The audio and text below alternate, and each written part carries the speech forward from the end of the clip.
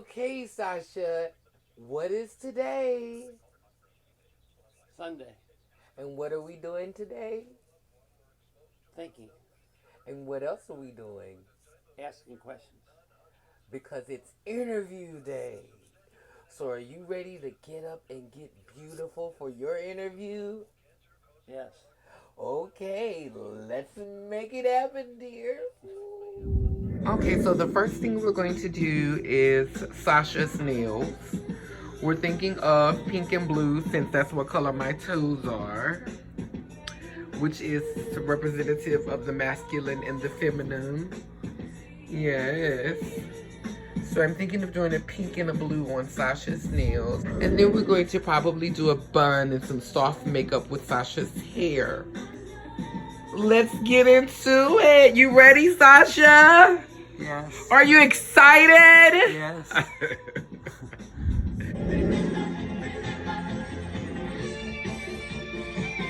Come on, nails. What do you think of your nails? Excellent. Do you like them? Yes. That's great. Are you ready for your interview after we do your makeup and your hair? Yes.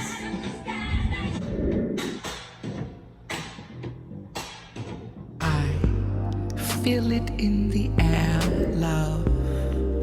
It's a beautiful thing. Oh, the joy you bring. So hi everyone, I am here with my partner and one of the first Weehoos, Sasha, which we also call Sawa, which means the inquisitive one. So, and of course my name is also Kaneen Mafa, which means King, Queen, Mother, Father. The reason why we decided to do this behind the scenes sort of video to let you in just a little bit more to our relationship is because with homage coming up on Wednesday, October the 2nd, which is my grandmother's birthday, we felt like it was important to allow people who follow us, who support us, and who embrace what we're doing, you know, just to have like a moment of transparency, just sort of talk with people. So Sasha and I are here tonight to sort of have a conversation with you about, wait a minute, hold on. I don't know what's going on with your I'm thankful for love, love, love. yeah, when you put your glasses on, you gave a little bit. Did I?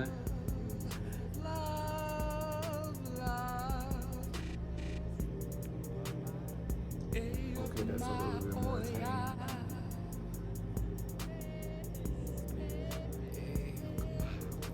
So that's one of the natures of our relationship.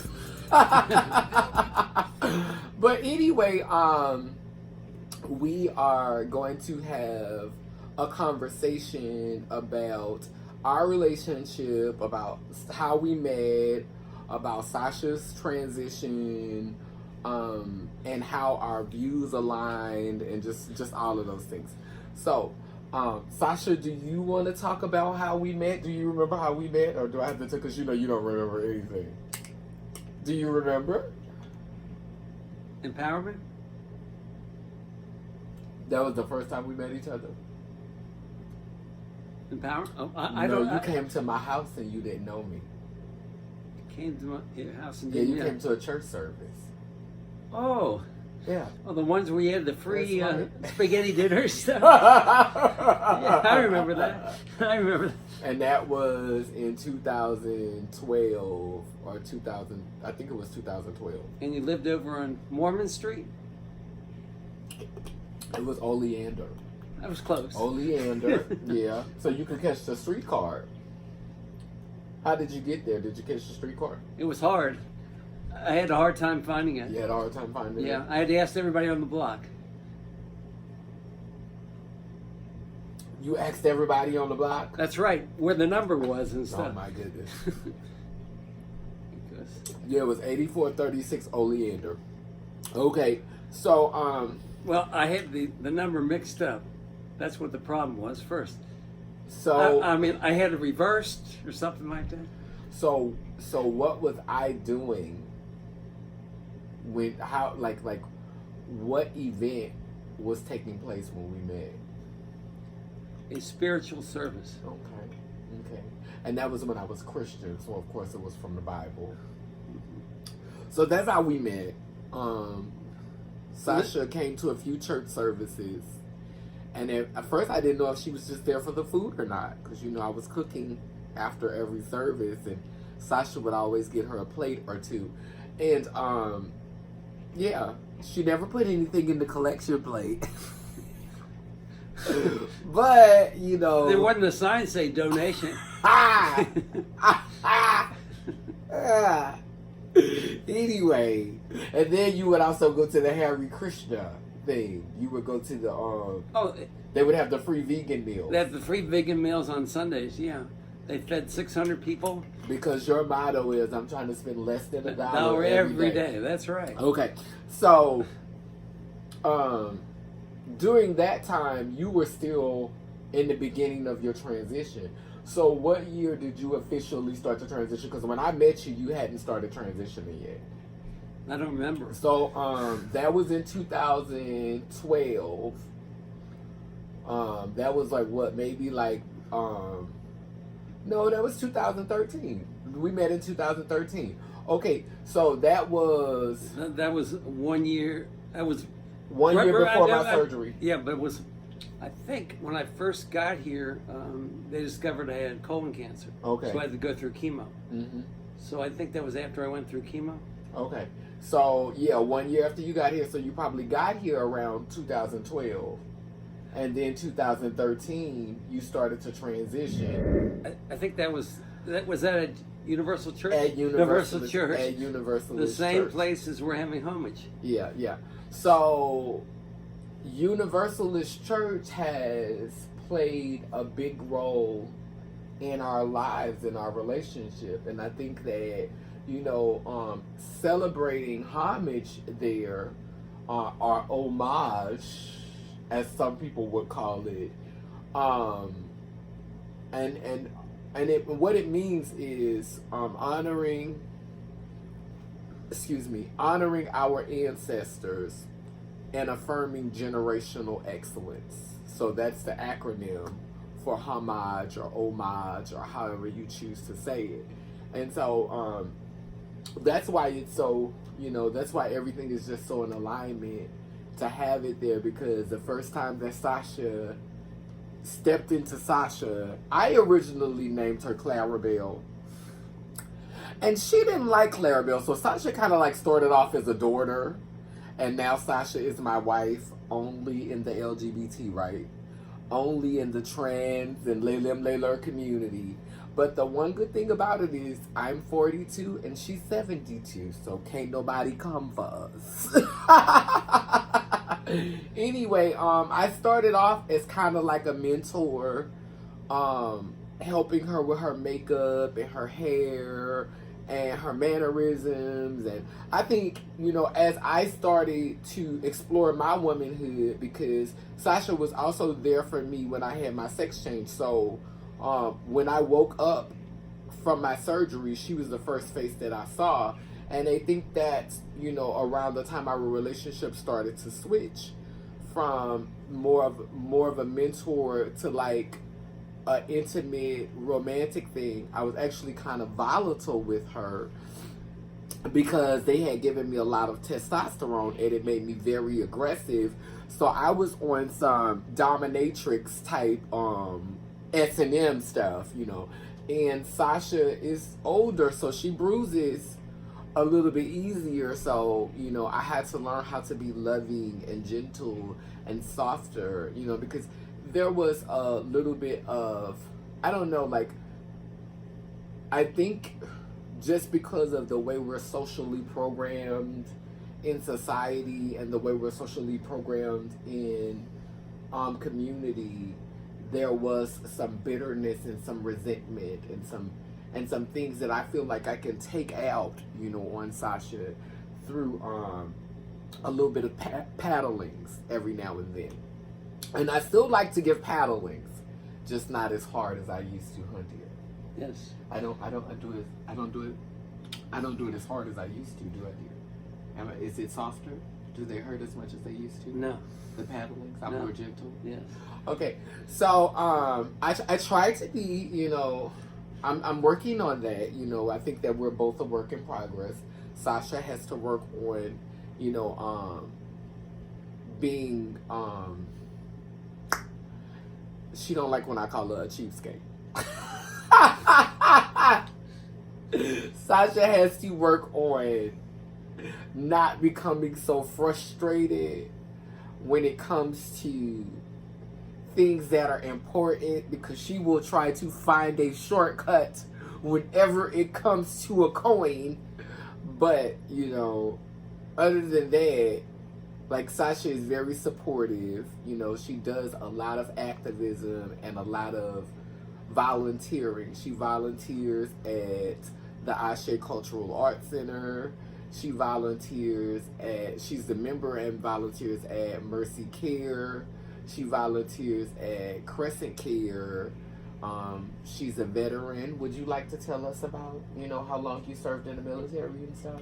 I can't remember. You can't remember, but you did serve in the military. Yeah, it was during the Vietnam era. And you retired. You always say you had 5 jobs.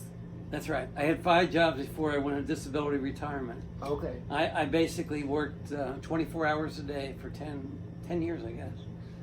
And basically they said I burned out my brain. And so, but you made 2 children, right? And then when you made the 2 children, now you have 2 grandchildren, right? 2 grandchildren. Okay, so you're a grandmama, right? Grandmada, yeah, grandmama or dama, it would be daddy, mama, so grandama. Dama? No, grandma. Grandma, but like if you was trying to bring the words together, like if you was trying to hybrid daddy and mama, it would be dama or mada. I don't always hybrid. Yeah, words. yeah, but I mean, I'm saying like, for people who are interested in making the word sort of like a hybrid thing. So let's talk about, how did your family accept your transition? Like, who were the first people that you told? First of all, why do you think you had to wait a long time to transition? Because you transitioned at about 65. Well, I started taking hormones a lot before that. Before you were 65? Yes. Okay, that's why you have these and I continue taking them. And I was warned by the doctor that by taking this the hormones and whatever, it could lead to cancer. Oh. And is that where the cancer came from? I don't think so, but they said that there's a good possibility. Oh. Lots of doctors told me that. Okay. But I signed on. Yeah, because you wanted, it was that important to you. Yes, yeah. To live in your truth. Right.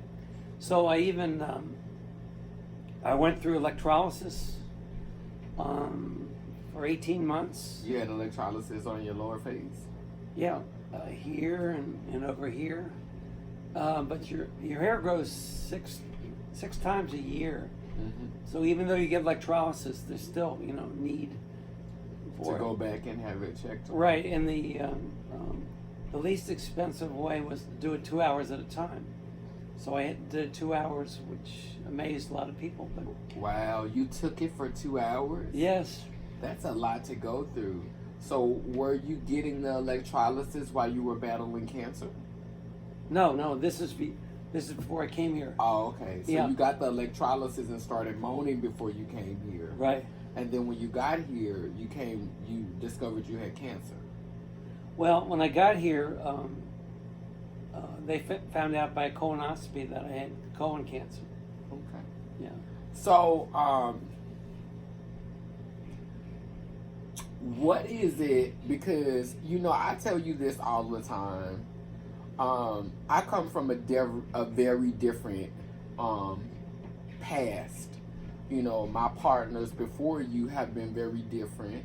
and we're in a relationship that is an open relationship, but Sasha is my main partner. So that means that anything that I do or anything that she desires to do, we have to discuss it with each other because I'm your main partner, right? Right. Okay. So anything that we have a desire to do, the relationship is built on honesty and the ability to communicate. So there's respect, protect, communicate, honesty, and loyalty. Respect, protect, communicate, honesty, loyalty. Respecting each other, protecting each other, and protection is also by communicating and being honest.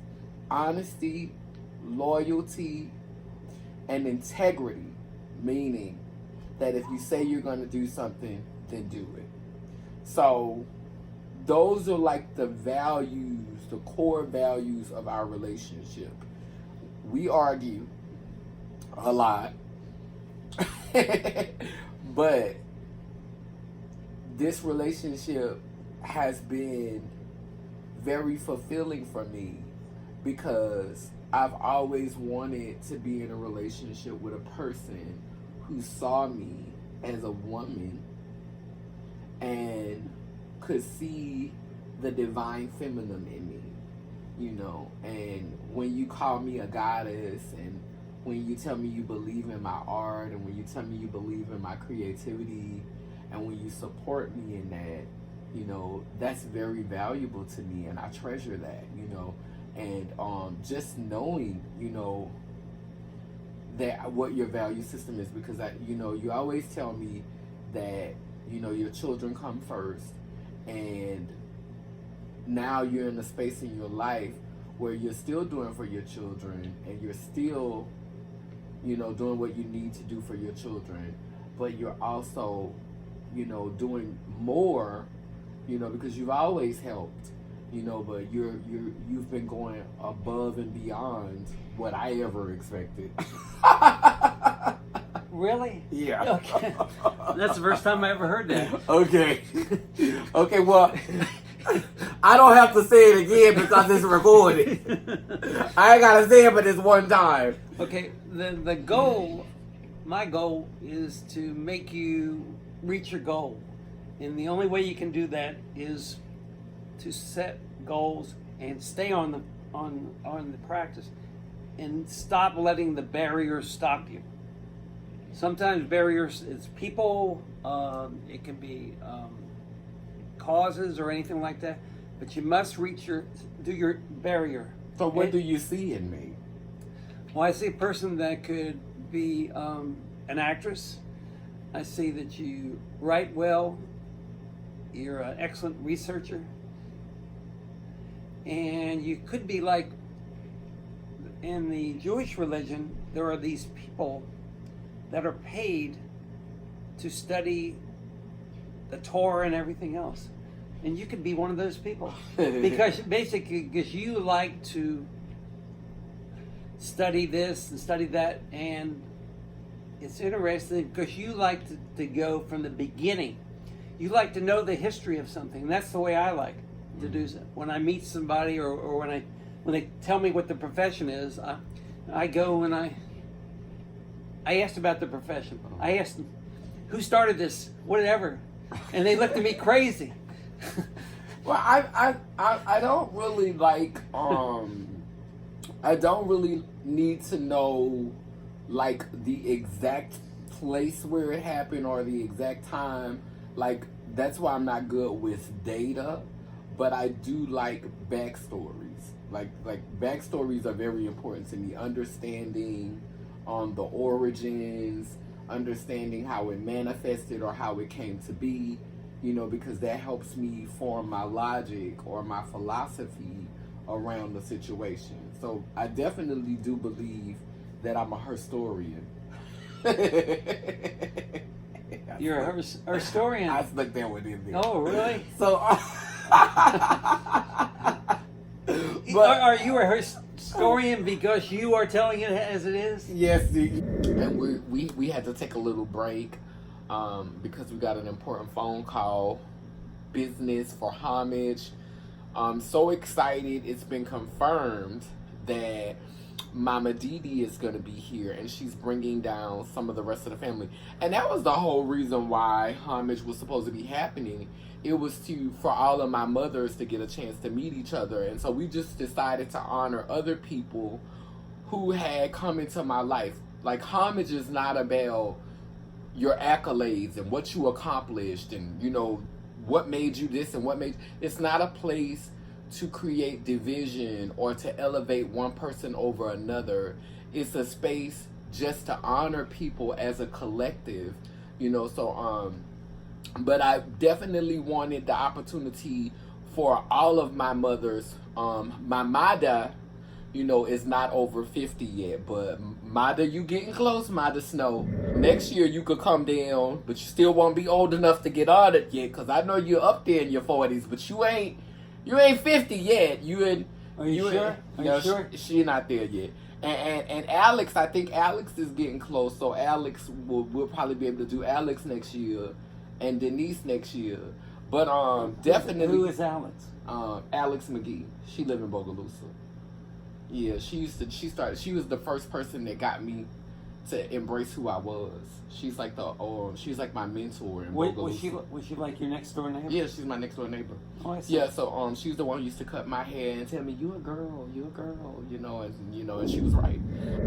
We're gonna honor a few people next year, but this year was about, you know, my mama Gina Brown, who has been my female cisgender mother in this world of advocacy and helping me to embrace my status and helping me to embrace my melanin and to just love myself and my body. You know, she was one of the first, you know, women who poured into me when I came back from New Orleans. You know, we're also honoring Fran Lawless, who was another woman who poured into me.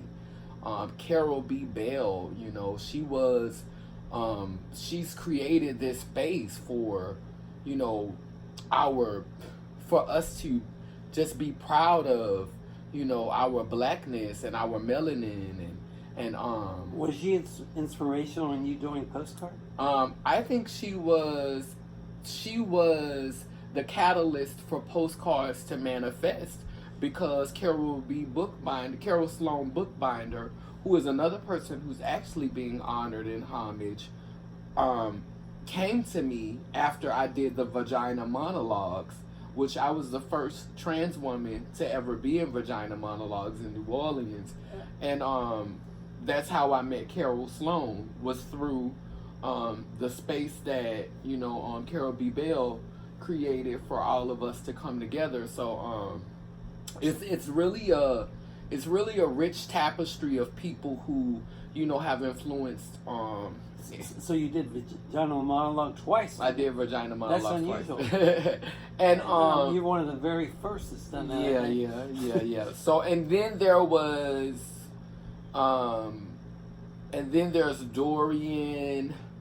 You know, Dorian and Brandy. You know, Brandy was the one who helped me with grant writing, who, you know, helped me to secure the first funding that I ever got for the work that I was doing. You know, I'm sure she's done a lot more amazing things, but she's one of the first women to ever see like actual leadership qualities in me. And you were on the planning council. Yes, I was the co-chair. One of the 4 years that I served. Were you the first transgender on the? Yeah, I was the first. I was definitely the first transgender to be a co-chair. They wanted me to be the chair. I wasn't ready for that though. And Fran sent me to represent the planning council in San Diego, California. So you got to go all the way to California? Yeah, I got to go to. I'm one of the first people from the planning council to, you know, represent the planning council in that capacity. So that was an amazing opportunity. What year was that? That was 2014. It was right after I had my surgery. I think it was October after I had my surgery. Yeah, it was in 2014. So there's a lot more people on the list. My mother, I would be remiss if I didn't say my biological mother. All of these people are coming together. I didn't choose everyone on the list, but I am impressed and I support the names of everyone who is on the list. Now, Homage is a group project, isn't it? Don't you have other people that are going to be? Other people that are going to be doing presentations. Of course, there's going to be Mariah, Wendy, Milan, Jasmine. I think Tia is going to be participating. We're going to work together to be presenters, and Wendy O'Neill Moore is going to be doing a community sing. How were you able to get her? She's so outstanding. She's done the documentary and everything else. How did you get her? The This Little Light documentary. Yeah, how did you get her? Because she loves us. Black trans women matter. Oh yeah. Black trans women matter.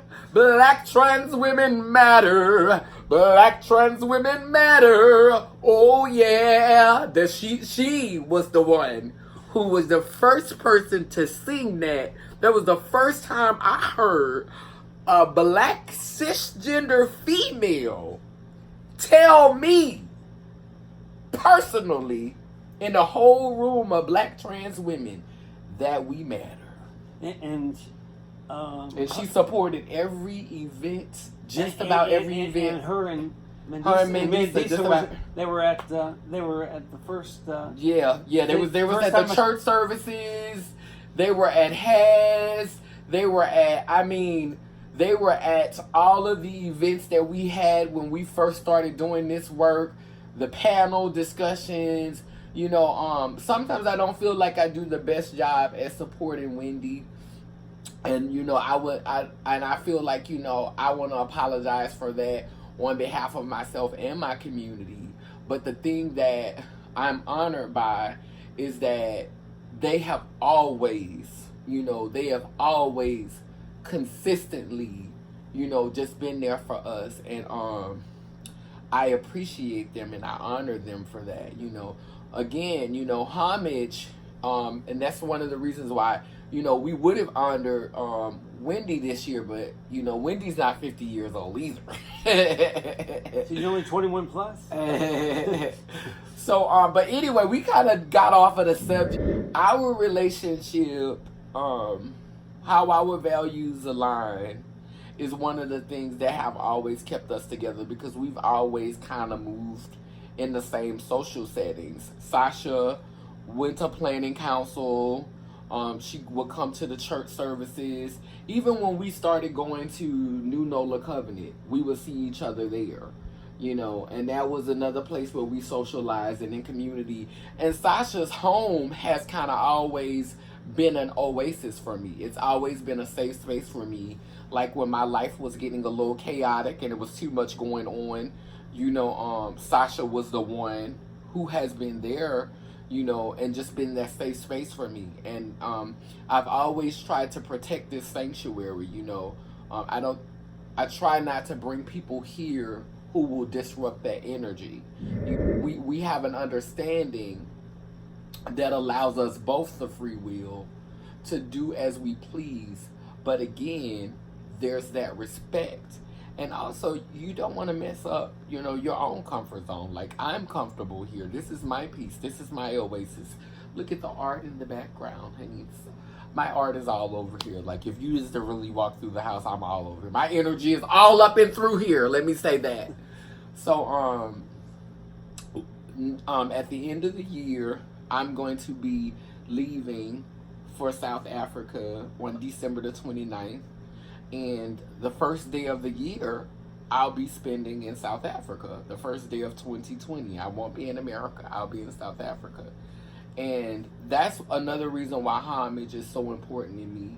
So, for those of you who love and care and appreciate the calling that has been placed on my life, my art, my creativity, my expression, please come out, and support this event.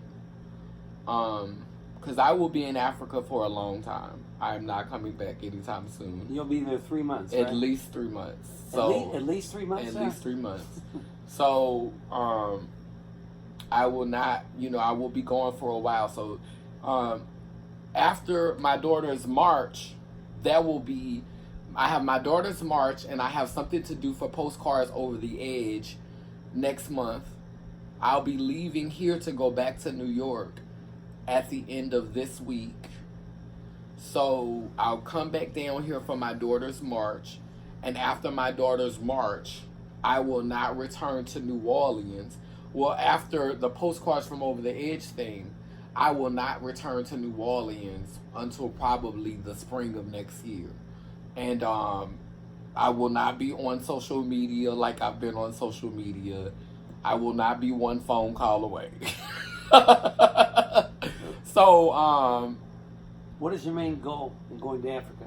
My main goal in going to Africa is to grow as an artist, is to recalibrate myself so that I can be more effective to community building, and so that when I return, I will be ready to plan the next homage. Oh, really? Yeah. Start planning the next homage, because homage is going to be the thing. Homage is something that I could plan on all year. Now, do you want to do homage at the same place every year, or do you want to do it? I wanted to move around. I would like for homage to turn into a conference or a retreat.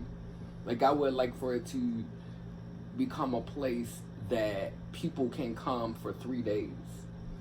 Like, I would like for it to be a 3-day getaway. I would like to see it evolve into something where we share space together, for longer than 2 hours. So I don't think that's going to happen next year, but I definitely would like to see that happen in the future. Planning meetings, retreats, because what we're creating is a network of people who care about each other on a level that transcends race, gender, sex, and sexuality, and of course, social class. And so because as trans people, as I like to say, LeLim, LeLur, which means let him, let her, I am whole, we are equipped with the tools to bring different intersecting communities together. Now, we want to have everybody, no matter what age they are. If you have kids, bring your kids. Yes, definitely. My niece is gonna dance. Shout out to Joni. Love you. So no matter who you are, you're welcome to come. You're welcome to come. You're welcome to come. Homage is a safe space. We're gonna ask if you see someone at the event that you have animosity towards, we're gonna ask that you save that for another day, and that you not disrespect the ancestors. What? Because this is called homage. So when you walk through the door, leave your issues outside the door and bring your heart, bring compassion, bring understanding, because as a matter of fact, you don't have to leave your issues outside the door, because we want you to heal with them. But channel that energy into singing the songs, into thinking about other people and what this day means to them. So you don't have to leave your issues outside the door, but make sure that you're prepared to allow that energy to shift, because all of us got a little bit of Rumpelstiltskin in us, and you know what Rumpelstiltskin was able to do. Rumpelstiltskin was able to turn straw into gold. Really? So we need you to be able to turn some straw into gold that day. Now, would you also like for anybody to meet new people and to from this to organize and strive for community? I definitely would like to see connections made. I'm gonna be honest with you. I'm envisioning that group picture with all three of my mamas, Mama Gina, Mama Dee Dee, and my biological mother, just Julie Jackson, just all together. Like, I'm probably gonna take that picture to Africa with me. Like, so we have went all out for this. Like some things I'm not gonna talk about because it's gonna be a surprise, you know, and y'all will get to see it when the video comes out. That's gonna be filmed and edited by Jasmine's son, who is John Barnes. He's an excellent videographer. He's gonna come and do the photos and the filming, and we are this is gonna be like Wendy has helped me. Wendy Cooper has helped me to vision this and to make this go, to make this flow properly, how to do it in a time manageable way. Mariah has also just been, she's been very useful and thoughtful and making sure that this is done in a way that is also time effective, and she's also been very instrumental in creating the programs, and not the programs, I don't like to use the word program, but the ceremonial guides. You know, that's the word that I want to use. So she's been very instrumental in helping us to create the ceremonial guides. So the whole community is helped. So the whole community is helped. And if you name somebody, you might be leaving out somebody. Right. So I want to definitely thank the First Universalist Church, who is always opening up their space to us, for almost nothing, if not nothing. I'm just thankful for that space. I'm thankful for my partnership with the Center for Ethical Living and Social Justice Renewal. I think that Food for Friends is going to also be donating food, although we're going to have some dishes that we're going to bring from home, because we want to honor the ancestors with a dish. So if you can cook, and I ain't trying to be shady, if you can cook, then bring a dish. So it's like a potluck? That's right. If you can cook, then bring a dish. Are you expecting 500, 600 people? How many No, people? we're not expecting that many people. I don't even want that many people to be there. This is not about quantity, it's about quality. And the weather's supposed to be good that day. Yeah, the weather is supposed to be beautiful that day. I mean, I would be happy, with 40 people. But if more than 40 people come, we definitely will be able to accommodate you. It's a big space. So, however many people come, you're definitely welcome. But, this is not about the numbers. It's about the people who want to be there. The event is from 6 to 8. What Events like this. What about parking? Well, I mean, they'll figure that out when they get there. There's plenty of parking, isn't there? Right. So, but this is a melanated event, so it will start on time. But sometimes we get the spirit and it might run on 20 minutes after. So, if you gotta go, you just tip on that like they do in the church. But it's from 6 to 8. It might go to 8:30. So, just be equipped for that, because we don't take enough time to check in on ourselves, to be thoughtful of ourselves. And this is a time to just fellowship with each other and understand the power that comes from physically sharing communal spaces with us, in spaces where we're not being divided. Song is very powerful. And so for the community sing, I always catch, like, I don't like to say the Holy Spirit because I think the Holy Spirit implies that there's some holes in my spirit. But I like to say the whole spirit, which is the mother father spirit. And every time I'm in a story circle with in a community sing or a story circle with Wendy O'Neill, Wendy Moore O'Neill, excuse me. Every time I'm in a story circle or community sing with her, I always catch the whole spirit. You know, I get really, really happy because I understand the power of utterance. And I know that they talk about it even in the Bible, how the people stood at the wall and they shouted until the wall came tumbling down. And so if you have a wall in your life, if you have something that you're trying to tear down in your life, something that you can't see past, something that you can't get over, come, you know, and have people to agree with you and have people to stand with you and have people to support you. I am thankful to have Sasha supporting me and loving me, and I'm sure she feels the same. She calls me her genius, don't you, Sasha? How many times have you called me a genius, dear? Stroke my ego. 100 times. You have, dear. Dear, do you really believe it, or do you just say it so you can get lucky? A genius is a person that can reach heights. And I can reach heights. Yes, as long as you reach your goals. As long as I reach my the goals. We want to thank the families of the ones that are being honored for allowing us to take time from their family to use it. Could you come? Yes, we want to thank the families. We want to thank community.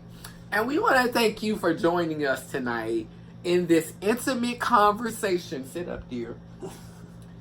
We want to thank you for joining us tonight in this intimate conversation from the New Legacy family, from the Homage family, from the LeLim LeLur tribe.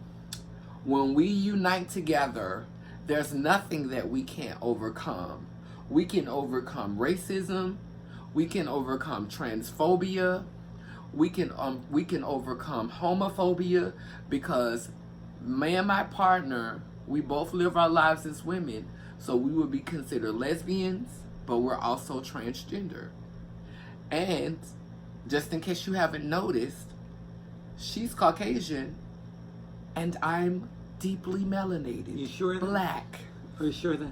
You're a few things, dear. You're a few things, dear. You don't look Caucasian, but you got some Caucasian blood up in there. So, you know, we make it work. You know, I love music. She can't stand it. She like to listen to people talk for hours on the radio, like news reports. I would rather walk over hot coals. So, she likes to cut corners when it comes to throwing events. I like to throw big elaborate hoorahs. I mean, we're so different in so many ways culturally, but she brings balance to my life and she inspires me. You know, I've already written my opening speech. I wrote the letter the other day for my for the letter that I want to present at on the planning council tomorrow. She inspires me, you know, to be disciplined when it comes to, you know, my medicinal herbal consumption. And I need that, you know, and I don't get that type of balance from the partners that I've had in the past, you know, and I think that I encourage her to live a little, you know, not to just, you know, okay, you go and volunteer every day and you work, you finish working and you're still working. And I mean, cause Sasha is retired, but she leaves up out of here every day at 7, 8 o'clock in the morning and come back at like 7 o'clock at night. So she's still working, you know, and I understand that if she stops, then she might just, you know, give up on life, you know, and it might make her die earlier. So I don't try to convince her to stop, but I also try to convince her to have fun, because her whole life should not be about work.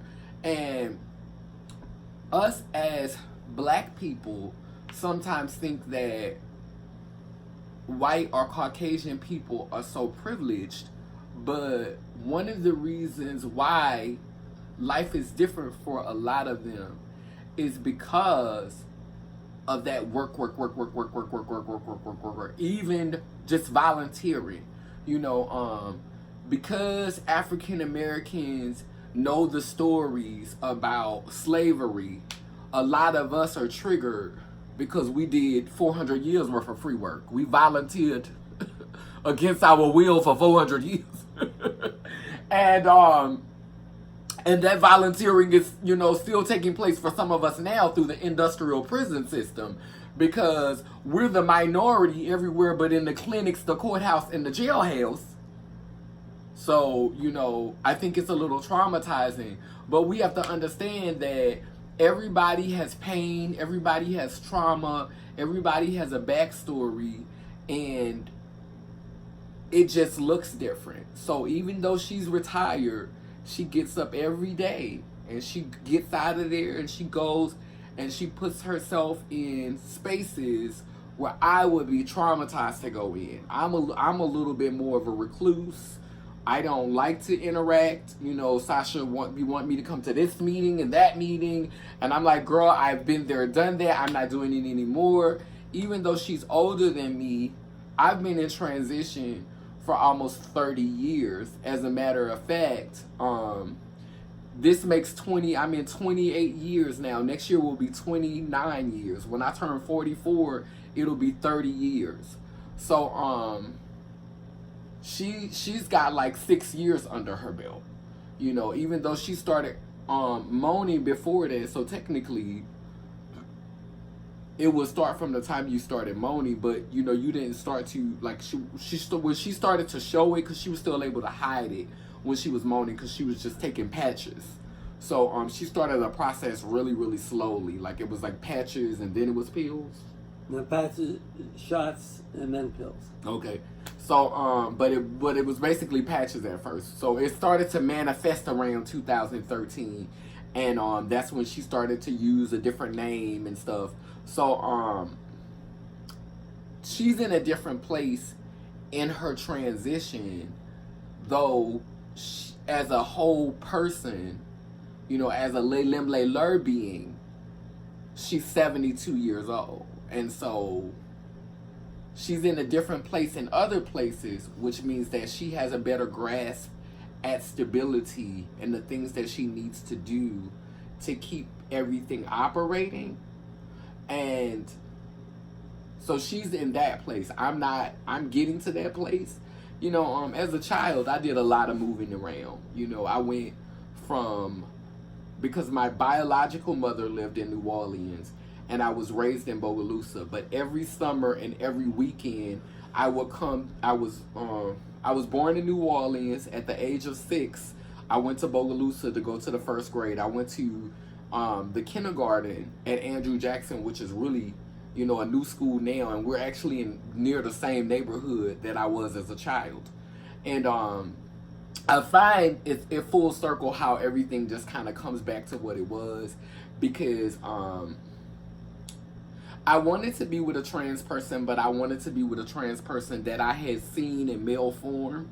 And so when Sasha came to me, she was in male form, and she started to transition more as we were together. And I was, of course, expecting someone younger and deeply melanated, but you don't look a gift horse in the mouth.